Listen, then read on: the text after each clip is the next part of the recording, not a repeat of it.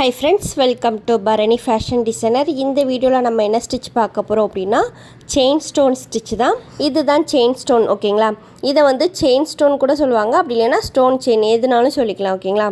இது ஒரு மீட்டர் பார்த்திங்க அப்படின்னா 20 ரூபீஸ்லேருந்து 30 ரூபீஸ் வரைக்கும் சேல்ஸ் பண்ணுவாங்க. ஒரு ரோலாக வாங்கினீங்க அப்படின்னா அதில் டோட்டலாக பார்த்திங்க அப்படின்னா 18 மீட்டர்ஸ் வந்து இருக்கும்.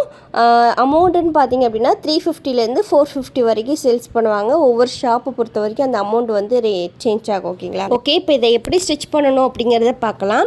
இதை நான் ஸ்டிச் பண்ணுறதுக்கு நார்மல் ஸ்விங் த்ரெட் தான் எடுத்திருக்கேன். இந்த செயின் ஸ்டோனை வந்து இந்த த்ரெட்டை வச்சு தான் ஸ்டிச் பண்ண முடியுமா, சில்க் த்ரெட்டை வச்சு ஸ்டிச் பண்ண முடியாதா அப்படின்னு கேட்டிங்கன்னா சில்க் த்ரெட்டை வச்சும் ஸ்டிச் பண்ணலாம். அதை டைப் 2 வீடியோவாக நெக்ஸ்ட் வீடியோவில் நான் போடுறேன். இப்போ இந்த த்ரெட்டை சிங்கிள் ஸ்டாண்டாக எடுத்து அடியிலேருந்து த்ரெட் எடுத்து பேக்கில் ஒரு செயின் போட்டுக்கிறேன். இந்த ஸ்டோன் செயினை வந்து ஸ்டிச் பண்ணும்போது சில பேர் லைட்டாக அந்த கம் போட்டு ஒட்டிட்டு அதுக்கப்புறம் ஸ்டிச் பண்ணுவாங்க. அந்த மாதிரிலாம் ஸ்டிச் பண்ணக்கூடாது. நம்ம அப்படி ஒட்டிட்டு ஸ்டிச் பண்ணோம் அப்படின்னா அது வந்து ஸ்டிச் பண்ணுறதுக்கும் நம்மளுக்கு கஷ்டமாக இருக்கும். அதே மாதிரி ஏதாவது தப்பாக பேஸ்ட் பண்ணிட்டோம் நம்ம எடுக்கணும் அப்படின்னா அந்த இடத்துல அந்த கம் வந்து காஞ்சிட்டு நம்மளுக்கு வந்து ஒரு மாதிரி இருக்கும். அதனால நம்ம வந்து இப்படி இந்த கம் போடாமலே தான் ஸ்டிச் பண்ணி ப்ராக்டிஸ் பண்ண போகிறோம். இப்போ எங்கே ஸ்டிச் பண்ணணும் அப்படின்னா இந்த 2 ஸ்டோன் இருக்குது பார்த்திங்களா, அதுக்கு நடுவில் கேப் இருக்குது பார்த்திங்களா, அதில் தான் இந்த த்ரெட்டை வச்சு நம்ம ஸ்டிச் பண்ண போகிறோம். ஓகே, இப்போ இதை எப்படி ஸ்டிச் பண்ணுறேன்னு பாருங்கள். இப்போ அடியிலேருந்து த்ரெட் எடுத்து வச்சுருக்கோம் பார்த்திங்களா, அந்த த்ரெட்டை வந்து ஃபஸ்ட்டு ஒரு ஸ்டோன் இருக்குது, ரெண்டாவது ஒரு ஸ்டோன் இருக்குது பார்த்திங்களா, அதுக்கு மிட் பாயிண்டில் நம்ம குத்தி கீழே கொண்டு வரோம். கீழே கொண்டு வந்துட்டு ஸ்ட்ரெயிட் லைனில் பார்த்து ஒரு செயின் ஸ்டிச்சும் அப்புறம் மேலே போயிட்டு மறுபடியும் ஒரு செயின் ஸ்டிச் போட்டுட்டு அந்த த்ரெட்டை கீழே கொண்டு வந்துட்டு ஒரு குட்டி லாக் போடுறோம். அதாவது நம்ம வந்து பட்டன் ஹோல் ஸ்டிச் பார்த்தோம் பார்த்திங்களா, அதே ஸ்டிச் தான் இதில் வந்து போட போகிறோம். பட்டன் ஹோல் ஸ்டிச் எப்படி போட்டோம் அப்படின்னா கீழேருந்து மேலே போவோம், மறுபடியும் கீழே கொண்டு வந்து ஒரு லாக் போட்டுட்டு மறுபடியும் ஒரு ஸ்ட்ரெயிட் லைன்லேருந்து பார்த்து போவோம், மறுபடியும் மேலே போவோம், மறுபடியும் த்ரெட்டை கீழே கொண்டு வந்துட்டு மறுபடியும் ஒரு லாக் போட்டுட்டு அதுக்கப்புறம் ஸ்ட்ரெயிட் லைனில் ஒரு ஸ்டிச்சு, மறுபடியும் மேலே போயிட்டு கீழே வந்துட்டு ஒரு குட்டி லாக். இதே மாதிரி பட்டன் ஹோல் ஸ்டிச் நம்ம எப்படி போடுவோமோ அதே ஸ்டிச் தான் ஸ்விங் த்ரெட்டில் வந்து நம்ம சிங்கிள் ஸ்டாண்டில் போட்டு ஸ்டிச் பண்ண போகிறோம், சரிங்களா. இந்த பட்டன் ஹோல் ஸ்டிச்சில் வந்து கீழேருந்து த்ரெட்டை எடுத்துகிட்டு மேலே போயிட்டு அங்கே ஒரு செயின் ஸ்டிச் போட்டுட்டு மறுபடியும் கீழே கொண்டு வந்துட்டு ஒரு லாக் வந்து போடுவோம். ஆனால் இதில் வந்து அந்த லாக் ஸ்டிச் வந்து போட வேண்டாம், ஓகேங்களா. நம்ம ஸ்ட்ரெயிட்டாக ஒரு கீழேருந்து த்ரெட்டை எடுத்துகிட்டு மேலே போயிட்டு ஒரு செயின் ஸ்டிச் போட்டுட்டு அந்த செயின் ஸ்டிச்சை கீழே கொண்டு வந்துட்டு அடுத்தப்பில் ஸ்ட்ரெயிட் லைனில் பார்த்து ஒரு செயின் ஸ்டிச் போட்டுட்டு மறுபடியும் அடுத்த லைனுக்கு வந்து நம்ம போயிடலாம். கீழே வந்து லாக் போட வேண்டாம். ஏன்னா இதில் வந்து அந்த லாக் வந்து முக்கியம் கிடையாது, அந்த ஸ்டிச் தான் முக்கியம். அந்த ஸ்டிச்சு வந்து நம்ம வந்து ப்ராக்டிஸ் பண்ண உங்களுக்கு அந்த லாக் போடாமலே ஸ்பீடாக ஸ்டிச் பண்ண வந்துடும், ஓகேங்களா. அதனால தான் நான் இதில் வந்து எங்கேயுமே லாக் போட்டிருக்க மாட்டேன். ஓகே, இப்போ இந்த செயின் ஸ்டோனை நான் எப்படி கட் பண்ணுறேன்னு பாருங்கள். 2 ஸ்டோன் இருக்குது பார்த்திங்களா, அதுக்கு மிட் பாயிண்டில் ஒரு கம்பி மாதிரி இருக்கும், அந்த கம்பியை தான் கட் பண்ணணும். ஸ்டோனில் வந்து கட் பண்ணிடக்கூடாது, ஓகேங்களா. அதேமாதிரி நம்ம ஸ்டிச் பண்ணும்போதும் அந்த நீடில் வச்சு கொஞ்சம் கொஞ்சமாக கரெக்டாக நம்ம எந்த இடத்துல ஸ்டிச் பண்ண போகிறோமோ அந்த இடத்துல கரெக்டாக எடுத்து வச்சுட்டு நம்ம வந்து லாக் பண்ணணும், ஓகேங்களா. அது ஒரு சைடாக போகுது அப்படின்ட்டு நம்மளும் அதே சைடில் வந்து நம்ம ஸ்டிச் பண்ணக்கூடாது. அப்போ அந்த லைன் வந்து உங்களுக்கு ஸ்ட்ரெயிட்டாக வராது. பிகினர்ஸ் வந்து இந்த மாதிரி ஒரு ஸ்ட்ரெயிட் லைன் வந்து போட்டுட்டு அதுக்கப்புறம் ப்ராக்டிஸ் பண்ணுங்கள், உங்களுக்கு இன்னும் ஈஸியாக இருக்கும். இப்போ இந்த ஸ்ட்ரெயிட் லைனை வந்து ஸ்டிச் பண்ணி முடிச்சாச்சு, அதை வந்து லாக் பண்ணியாச்சு, ஓகேங்களா. இதில் வந்து உங்களுக்கு த்ரெட்டு தெரியாது, அந்த செயின் மட்டும் தான் தெரியும், சரிங்களா. அதனால தான் இந்த மாதிரி ஸ்டிச் பண்ணுறோம். இன்னொரு மெத்தடும் இருக்குது.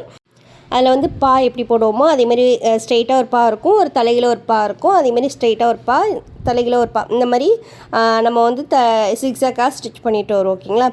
இப்போ அடியிலேருந்து த்ரெட் எடுத்தாச்சு. இப்போ அந்த செயின் ஸ்டோனில் மிட் பாயிண்டில் நான் குத்திட்டு ஒரு செயின் ஸ்டிச் வந்து போடுறேன். மேலேயே அந்த லாக் வந்து போடாமல் அந்த ஸ்ட்ரெயிட் லைன் பார்க்க ஒரு செயின் ஸ்டிச் போட்டுட்டு மறுபடியும் கீழே கொண்டு வரேன். அதே லைனில் கொண்டு வரல, அடுத்த ஸ்டோனுக்கு கீழே கொண்டு வரேன், சரிங்களா. கொண்டு வந்துட்டு மறுபடியும் கீழே வந்து அந்த ஸ்ட்ரெயிட் லைன் பார்க்க ஒரு செயின் ஸ்டிச்சு, மறுபடியும் மேலே போகிறேன். மேலே போயிட்டு மறுபடியும் அந்த ஸ்ட்ரெயிட் லைன் பார்க்க ஒரு செயின் ஸ்டிச் போட்டுட்டு அதுக்கப்புறம் கீழே கொண்டு வந்துட்டு ஒரு செயின் ஸ்டிச்சு, மறுபடியும் ஸ்ட்ரெயிட் லைன் கீழே பக்கம் ஒரு ஸ்ட்ரெயிட் லைன் பார்க்க ஒரு செயின் ஸ்டிச் போட்டுட்டு மறுபடியும் மேலே போகிறோம்.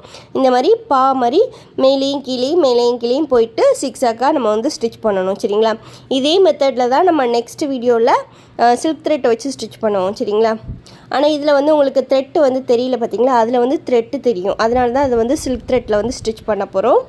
இதுக்கும் இமேஜில் ப்ராக்டிஸ் பண்ணணும். இதே மாதிரி நம்ம நார்மல் ஸ்விங் த்ரெட்டை வச்சு நீங்கள் வந்து அந்த ஸ்டோன் செயினை ஸ்டிச் பண்ணி இமேஜ் அவுட்லைன் ஸ்டிச், ஓகேங்களா. அவுட்லைன் ஸ்டிச்சாக கொடுத்து ஸ்டிச் பண்ணணும். உள்ளே வந்து வேறு ஏதாவது ஒரு ஃபில்லிங் ஸ்டிச் கொடுத்து ஃபில் பண்ணிவிட்டு அவுட்லைனில் மட்டும் இதை மட்டும் கொடுத்து ஸ்டிச் பண்ணுங்கள். உங்களுக்கு வேறு லெவலில் இருக்கும் இந்த ஸ்டிச்சு. ஓகே, இப்போ இந்த ஸ்டோன் செயினை ஒரு ஸ்டோனை ஃபிக்ஸ் பண்ணிவிட்டு அதை சுற்றி எப்படி அவுட்லைன் ஸ்டிச்சாக நம்ம கொடுக்கணும் அப்படிங்கிறத பார்க்கலாம்.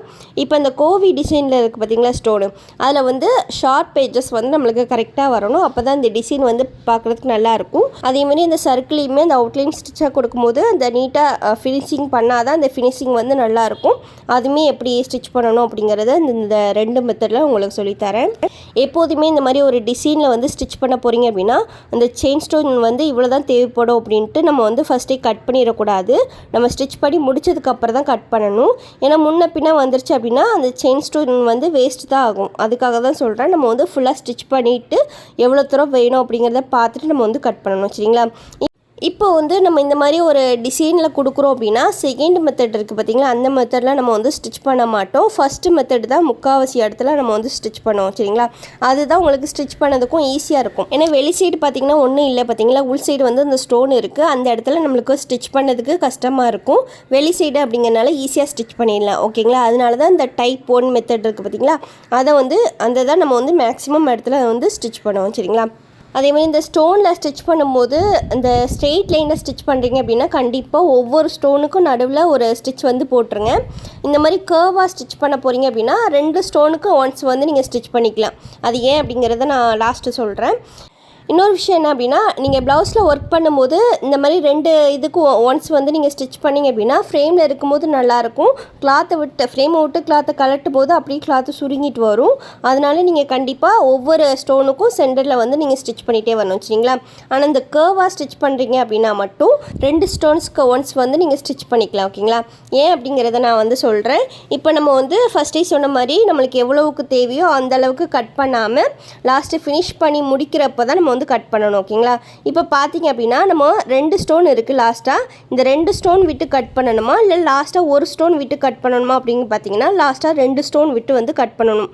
அப்போ தான் உங்களுக்கு வந்து அந்த ஸ்பேஸ் இல்லாமல் கரெக்டாக அந்த எங்கே நம்ம வந்து ஸ்டார்ட் பண்ணியிருக்கோம் எங்கே லாஸ்ட்டு ஃபினிஷ் பண்ணியிருக்கோம் அப்படிங்கிறது தெரியாது. ஓகேங்களா? லாஸ்ட்டாக ஒரு ஸ்டோன் விட்டு கட் பண்ண அப்படின்னா உங்களுக்கு ஸ்பேஸ் வந்து இருக்கும், அது வந்து பார்க்க அவ்வளோ நீட்டாக வராது. அதனால தான் லாஸ்ட்டாக 2 ஸ்டோன் விட்டுக்கு நான் கட் பண்ணியிருக்கேன்.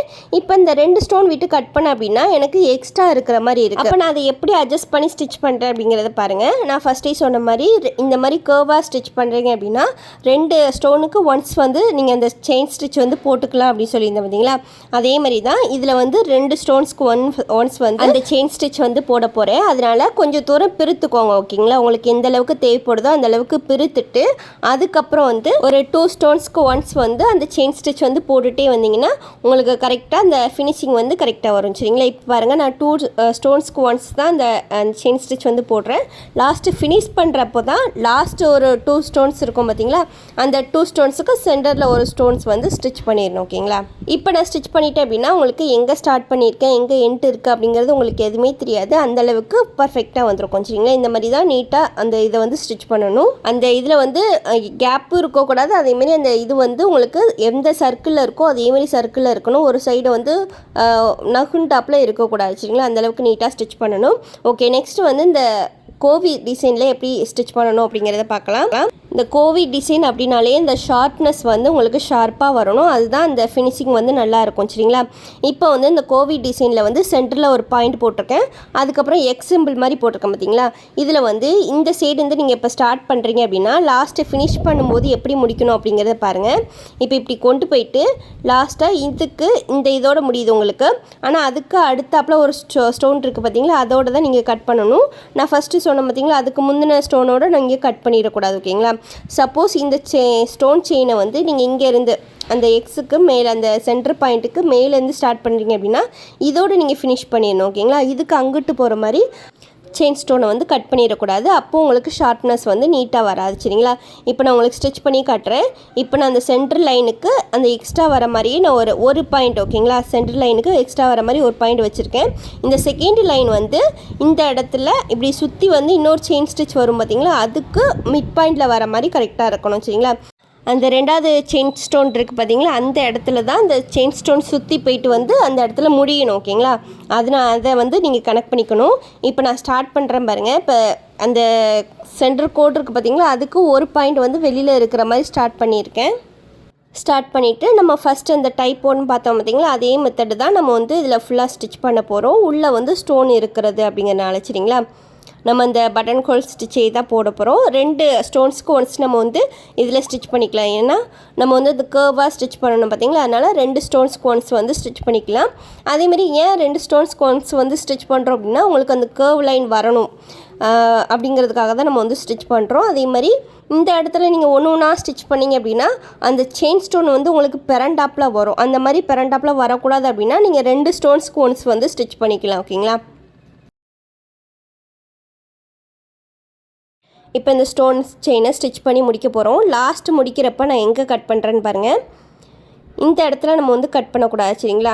இந்த இடத்துல கட் பண்ணிட்டோம் அப்படின்னா கேப் இருக்கும். இந்த இடத்துல நம்ம வந்து கட் பண்ணணும். ஓகேங்களா. இதை தான் நம்ம வந்து கட் பண்ணணும். இது இருக்கணும் சரிங்களா. இந்த இடத்துல கட் பண்ணாதான் கடைசி அந்த ஃபினிஷிங் வந்து கரெக்டாக வரும். இப்போ நான் கட் பண்ணி எடுத்துட்டேன் பாருங்கள். கட் பண்ணி எடுத்துட்டேன்னா உங்களுக்கு கேப்பே இருக்காது. நம்ம எங்கேருந்து ஸ்டார்ட் பண்ணியிருக்கோம், எங்கே அந்த எண்டு இருக்குது அப்படிங்கிறது உங்களுக்கு எதுவுமே தெரியாது. அந்தளவுக்கு பர்ஃபெக்டாக வரும் சரிங்களா. அந்த ஷார்ப்னஸும் நம்மளுக்கு கரெக்டாக வரணும். அதேமாரி நீட்டாகவும் இருக்கணும். இந்த மாதிரி தான் நம்ம வந்து ஸ்டிச் பண்ணணும் சரிங்களா. ஓகே ஃப்ரெண்ட்ஸ், ரொம்ப ஈஸியான மெத்தடில் இந்த செயின் ஸ்டோன் எப்படி ஸ்டிச் பண்ணணும் அப்படிங்கிறத பார்த்தோம். இதுக்கு ஒரு இமேஜ் போட்டுட்டு உங்கள் ஒர்க்கை குரூப்பில் போஸ்ட் பண்ணுங்கள். ஓகே ஃப்ரெண்ட்ஸ், தேங்க்ஸ் ஃபார் வாட்சிங்.